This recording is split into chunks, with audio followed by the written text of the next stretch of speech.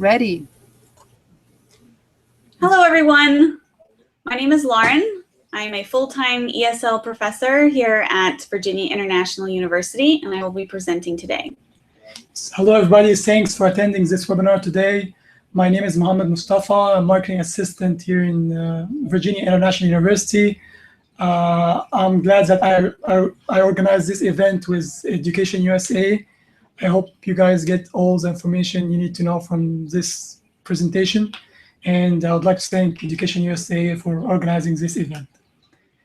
So we will start our presentation. And if you guys have any questions, please don't hesitate to ask. Just type your question, and we would make sure that we answer all of your questions. Yes, absolutely.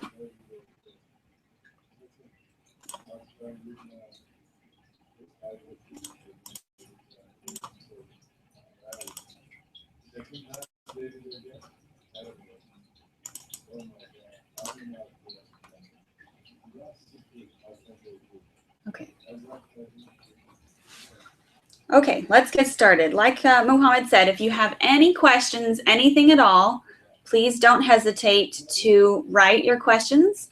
If it fits in with what I'm talking about, I will answer it directly. If it's something I can address at the end, I will talk about it at the end of the presentation, okay? So again, I'd like to welcome everyone today. We're going to discuss some general ideas for finding ESL programs in the USA and what you have to do to apply for a visa. And finally, we're going to talk a little bit about a school that you might consider Virginia International University.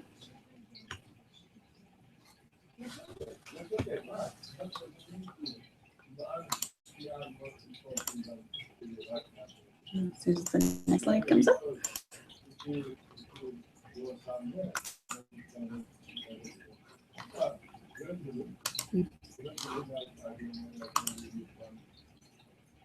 One second when my next slide comes up, and I will continue.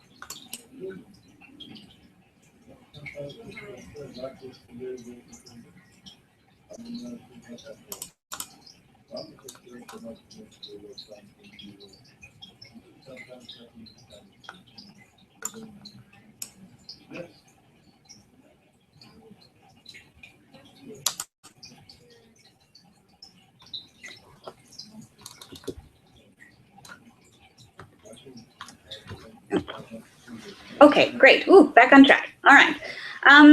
First, let's consider where to start in order to find a school. If you are doing this search by yourself, you will probably start with a Google search. Here are two websites that will help you find the right ESL program for you. You can simply type in Google ESL Program USA, and you can find lots of options. These are two that I found that I thought were very useful. The first one offers two different ways to search. The first one is by program, and the second one is by location. And the second link you see, ESLdirectory.com, allows you to also search by location. So you can investigate those websites and find which one works best for you. So let's talk a little bit more about location. This is one thing that you really need to consider carefully when searching for an ESL program, is the environment in which you are going to study. Location is very important because if you are a city person, then you will need to find a program in a city that you would find enjoyable to live in. For example, New York City, Miami, LA, Chicago, etc. If you enjoy outdoor activities like hiking or biking, you would need to find a city that you think would be appropriate for to be comfortable in. I put a picture of the beach up there because many students enjoy visiting the beach. So you would need to find an ESL program located near the ocean if that was something that you knew you would enjoy. And I have a picture of the capital there because many of our students love to go sightseeing. And some cities in America are better for sightseeing than others. So if you know that you enjoy sightseeing and doing tourist activities, you would probably prefer to study in a bigger city that would provide lots of tourist destinations. Whatever you decide to do, you need to look up your location on a map. For example, Google Maps. This will really help you understand where exactly you'll be studying.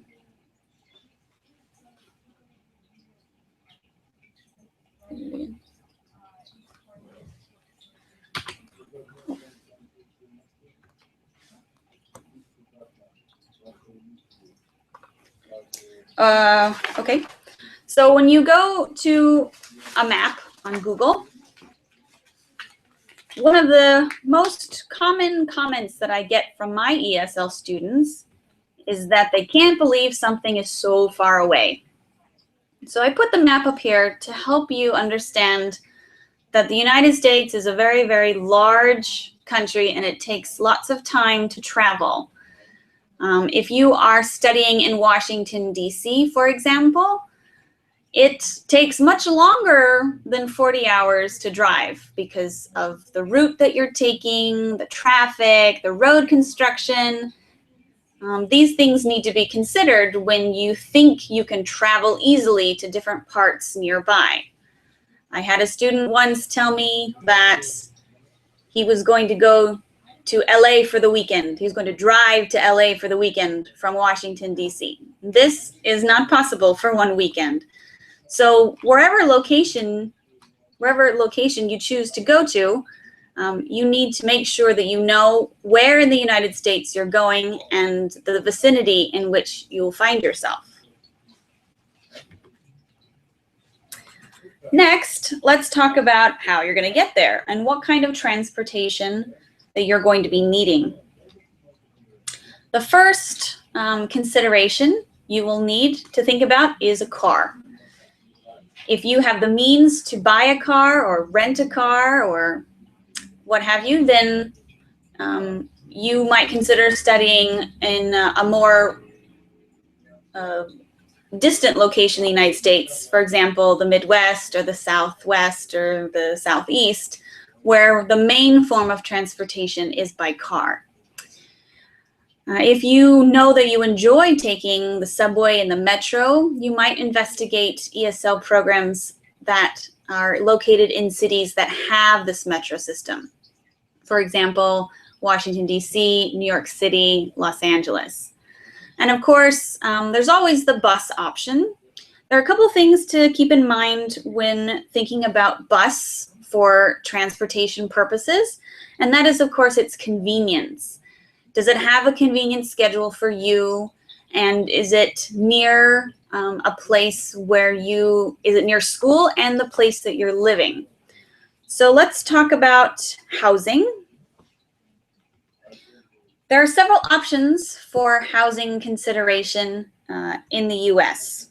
The most, I think, popular form is the apartment buildings. Apartment buildings offer a lot of convenience, and they're definitely an affordable option for you when you're studying in the United States. Another option you could possibly think of is a dormitory. If the university or the location in which you're studying provides a dormitory, this is a very useful way to have accommodations in the US. Lastly, we can talk about houses and a homestay. If you know that you're coming with a group of people and you could rent a house, houses can be a very easy option for you. And there's always the possibility of having a homestay. Homestay is where you live with an American family. There are many programs in the US that offer the option to have a homestay. So if you're interested in that, you would need to contact an agency and be able to communicate with those people and figure out how much it would cost and if that would really be something that you would like to try. Lastly, something to consider when picking your location is the weather. You might not necessarily think this would be important, but I think it's extremely important because you're going to be living in this environment for several months or up to a year. And you have to think about whether you enjoy hot weather, cold weather, whether you can live in humidity, whether you like to shovel snow, whether you can handle windy weather or rainy weather. And so this is something not many people think about, but I think it is definitely an important consideration when picking the location of where you're going to live. For example, if you know that you don't do well with snow, then you probably should not live in the northern states like Minnesota or Wisconsin or Maine. And if you know that you don't handle hot weather too much, or you would like to try living in something less hot, then living in Florida or Georgia or Arizona might not necessarily be for you. So definitely take this into consideration when picking the location of your ESL school. Next, we're going to start talking about the levels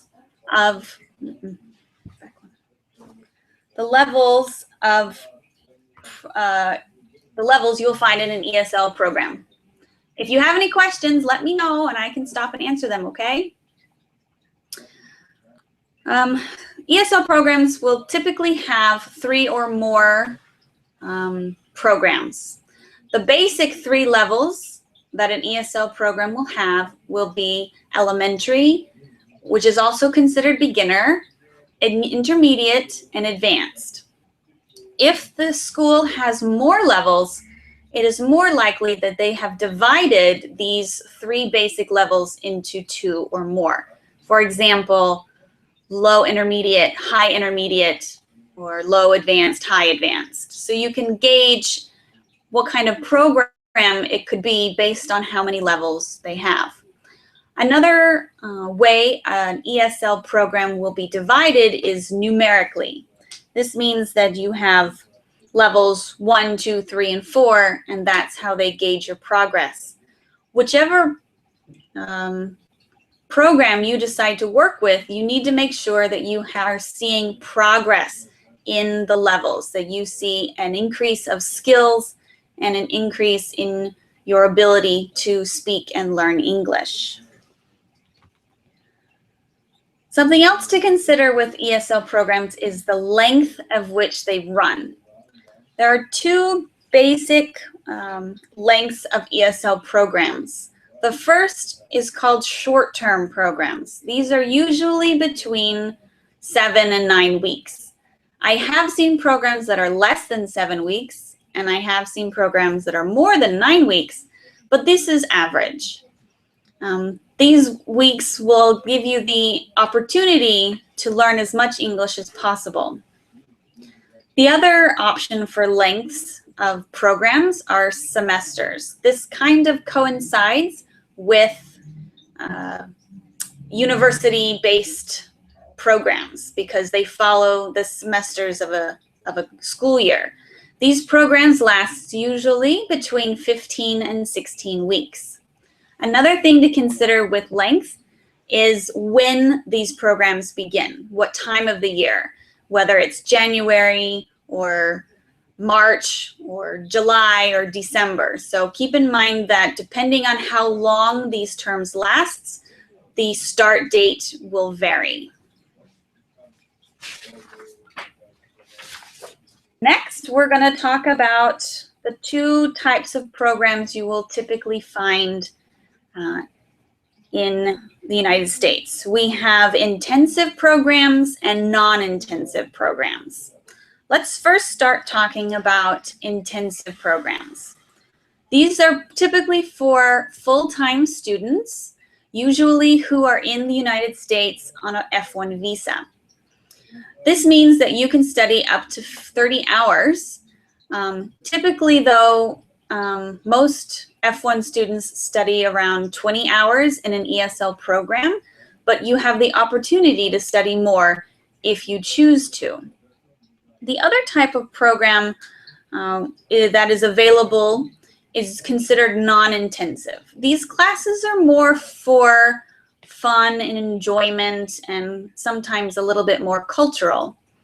These classes are geared toward people who are on a non-F1 visa, and we'll explain a little bit later what that means. Non-intensive classes can also be added to your intensive classes that you're taking. So depending on what kind of visa you are studying under will determine what kind of program would be best for you. The next option to consider is where these ESL programs are being hosted. The first type we have is the university-based programs. These are usually located on a university campus. They tend to use the university location to their advantage by using the libraries, the classrooms. You really feel like you're part of the university system when you study at these programs. The other type is usually called private language schools. These are typically independently owned schools, and they might have a different schedule than a university-based program. Whichever one you decide to use, they will both be very good. But if you have the plan to study academically in the United States at a university, it would be easier to start at a university ESL program, and then they make it very easy for you to go straight into that university. So if you know that your goal is to complete a bachelor's or a master's, then a university-based program might be a better choice. Whichever program you decide to choose, you need to look for some accreditation credentials, okay? The first two here, the National Accreditation Agency and a Regional Accreditation Agency, are typically the ones you will be looking for. The last two, ACCET and CEA, are ESL accreditation agencies that will tell you if this ESL program is qualified and if the program would be a good idea for you. Here are some of the emblems that you'll see, usually on a website. The website of the ESL program, whether it's associated with the university or not, will typically have these emblems. ASICS is a very good accreditation agency, and then we have SCHEV and of course the Department of Education. So if you see these signs on the website, you know that you're looking at a program that is accredited. Finally, let's talk a little bit about money. Money is always an issue with people who want to study abroad. There are several things to consider when you are thinking about traveling and studying abroad in terms of money. The first one is tuition. Okay, make sure that the tuition is something that you can afford, and if the tuition is divided in terms, whether it's a 7-week term or a 15-week term, make sure that you know the length of the program and how much money that would cost. You might see something looks cheaper in terms of money, but it actually just means that it's less time. So keep that in mind. The other financial thing to consider would be health insurance. Most university and private language schools will ask you to make sure that you have health insurance. If you need to purchase health insurance, most places will help you do that, but it is at an extra cost. And finally, there are a lot of additional fees that you will run into. Could be a student services fee, it could be a textbook fee, it could be a field trip fee. There are lots of fees that can add up to more money than you're planning to spend. So please look and research what additional fees might be involved when looking for an ESL program. You might have to research a little bit more for the fees that are at a university school because they might not be as clear as with a private language school. Do you have any questions before I move on? No questions yet? Okay. So next part of my presentation talks about some cultural activities that you will or might be interested in. And these activities will not only help you with American culture, but this will help you improve your English. Okay. The first thing we're going to talk about are local festivals. Okay. Every major and sometimes minor city in the US will have festivals. Okay. They typically tend to be seasonal. Could be a spring festival. We can see a picture of the Cherry Blossom Festival in Washington, D.C.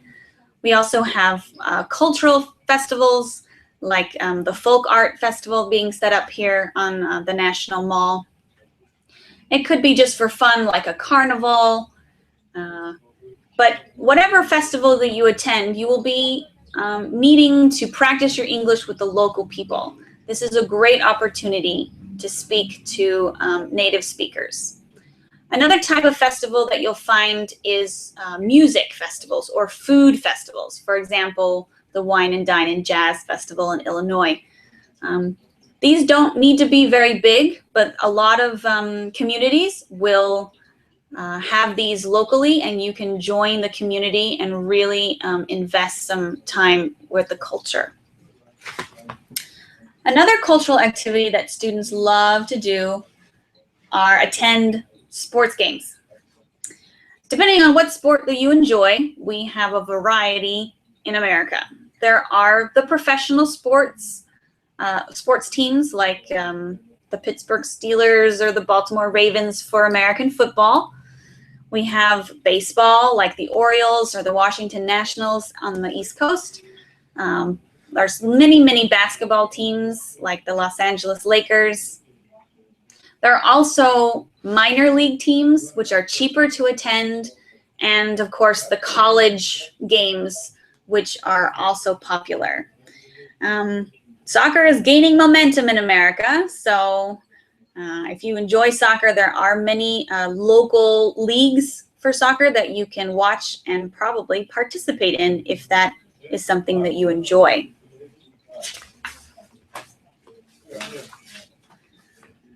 Another cultural activity that is very good for practicing your English is going to museums. We have a variety of museums, both here in DC, but also all across America, that can help you to improve your English.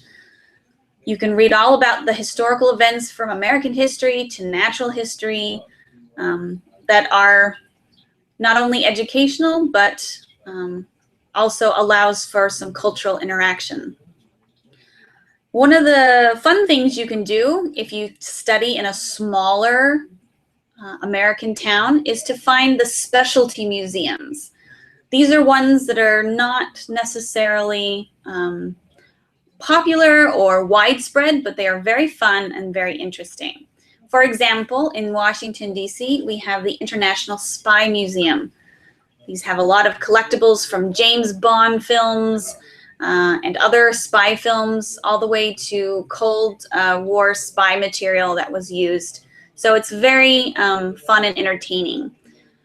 Also, for example, if you went to Terre Haute, Indiana, which is a very small town, they have a museum for baking powder. It's very unique, and I've never seen anything like it. So if you live in if you go to school in a small town, you can find these fun specialty museums to practice your English as well.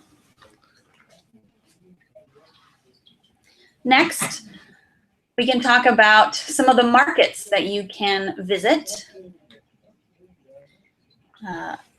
all across America. Probably the most popular markets you will find are the farmers markets, where you can purchase locally grown food, interact with the vendors, and buy homemade products. Usually people who enjoy making jams and jellies and homemade products will sell them at these farmers markets. It's great to interact with the local clientele and practice your English. Another market you might find interesting is a flea market.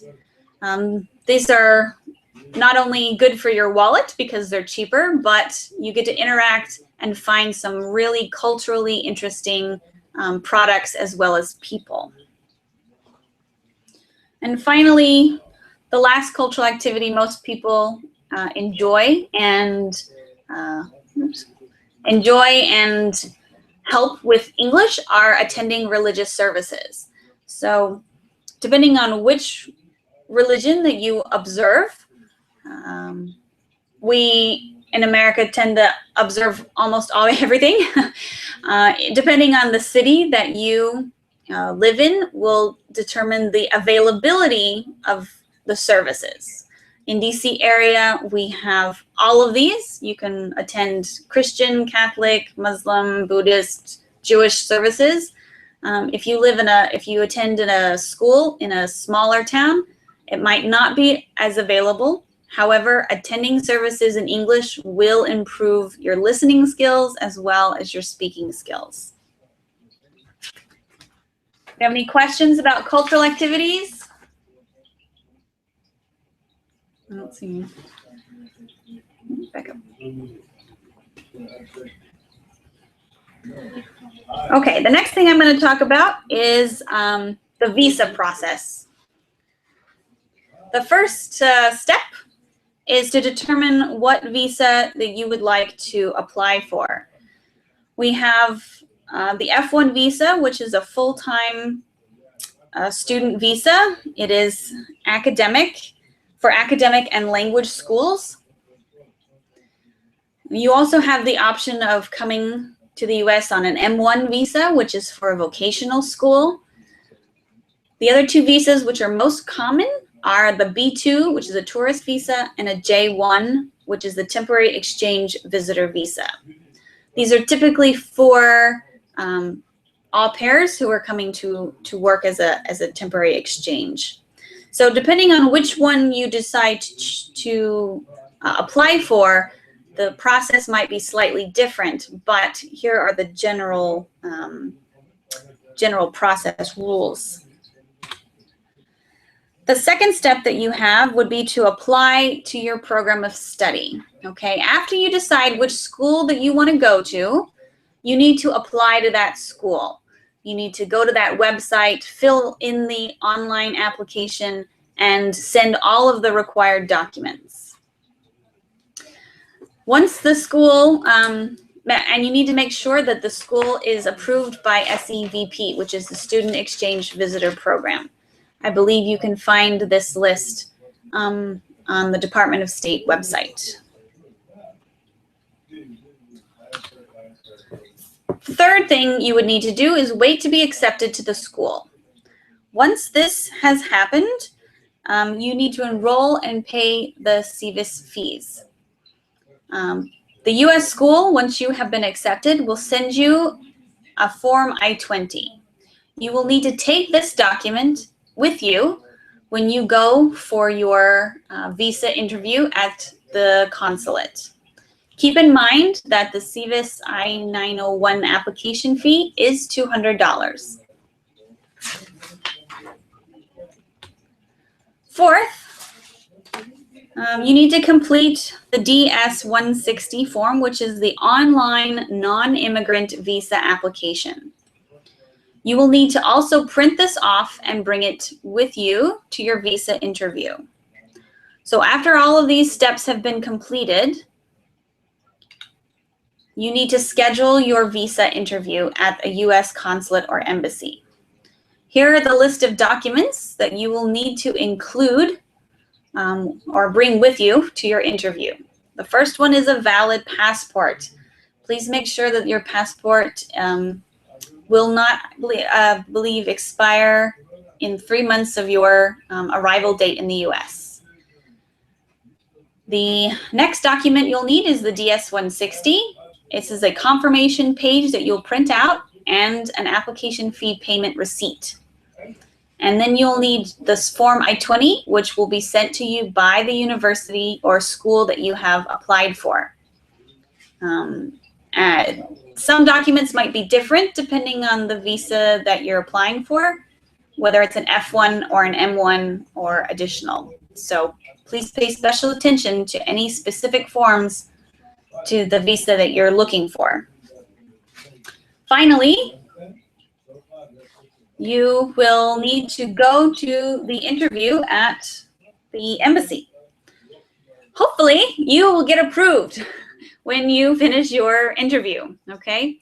Once the consulate has approved, you will receive a visa, and that means that you can travel to the United States to study.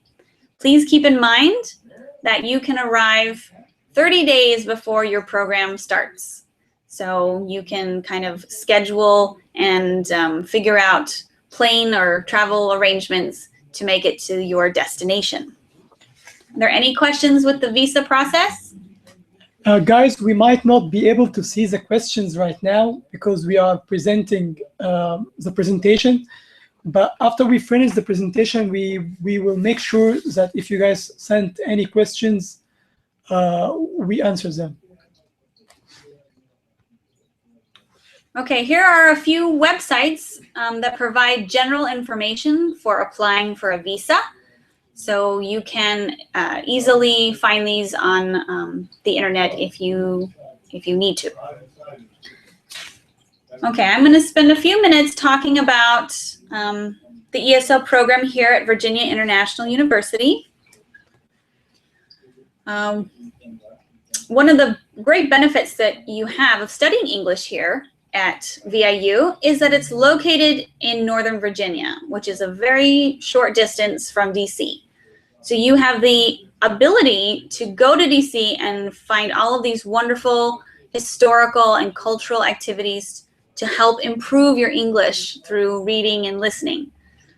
VIU is easily accessible by car and metro. It takes about 20 to 30 minutes by car. That's not considering traffic. And metro easily by about 30 to 40 minutes, depending on what metro station you get off on. So it's a very convenient place to study and enjoy all of the many cultural activities that DC has to offer. Another advantage to studying English here at VIU is that because we are a smaller school compared to others, we offer a very friendly environment. Friendly from the staff point of view, friendly from students, teachers. Everybody is willing to help you and try to help solve any problems that you might have. Another great thing that we have at VIU are very highly qualified teachers. Here we have a picture of some of our lovely teachers, Miss Karen, Miss Beata, and Miss Polly. They get very highly, they come very highly recommended by our director as well as the students. Another advantage to studying is that we offer a lot of individualized attention. We have a smaller class size, so students can really practice their English and improve. And if the students have any troubles, the teachers really try to help solve any issues, both with English as well as culturally. We offer both intensive and non-intensive programs at VIU. Let's first talk about the intensive program. This program is geared towards people with an F1 visa who are aiming to enter either a bachelor's or master's program after they finish their ESL studies. We also offer test preparation courses in this program for both the TOEFL and the IELTS. So if your goal is to maybe prepare for the TOEFL exam, we will be able to accommodate you. Our intensive program is a 7-week term program. That means every 7 weeks we start a new term.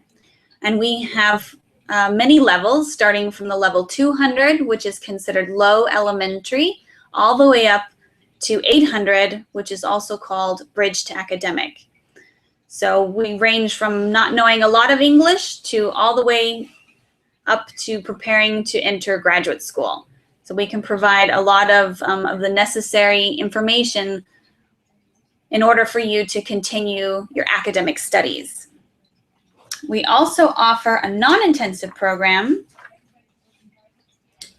that is geared toward people with a non-F1 visa rather than the F1 visa.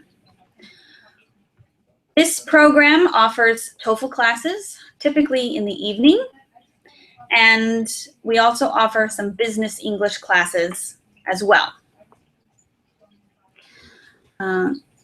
The length of these courses tends to be a little bit longer, 8 or 9 weeks, compared to the intensive program.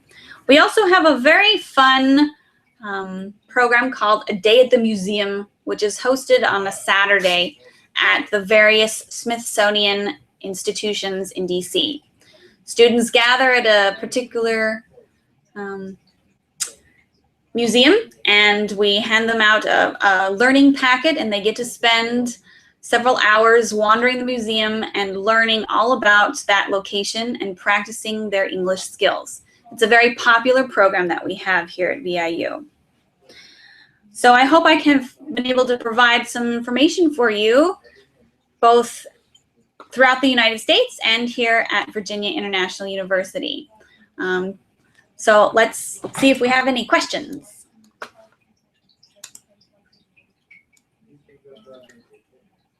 Please don't be afraid to ask.